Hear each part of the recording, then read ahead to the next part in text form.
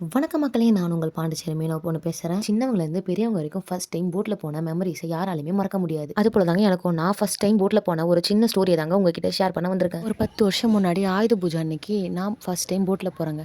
அப்போ அவ்வளோ ஒரு சந்தோஷங்க எனக்கு. அப்போ நாங்கள் போனது பைப்பர் போட். பைப்பர் போட் என்ன பண்ணுச்சுன்னா, தூரத்தில் இருந்த கண்ணா கிட்ட போச்சு. அப்போ எங்கள் போட்டில் எங்கள் கூட இருந்த ஒரு சில பசங்க என்ன பண்ணானுங்கன்னா, இந்த போட்டில் இருந்து பெரிய போட்டுக்கு ஏறினானுங்க. அவனுங்க ஒரே தாவலே தாவிட்டானுங்க. நம்மளும் அதே மாதிரி ட்ரை பண்ணலாம் சொல்லிட்டு ட்ரை பண்ண போனாங்க. ட்ரை பண்ணுற கேப்பில் 2 போட்டுமே நான் வந்து நடுவுலயே விழுந்துட்டேங்க.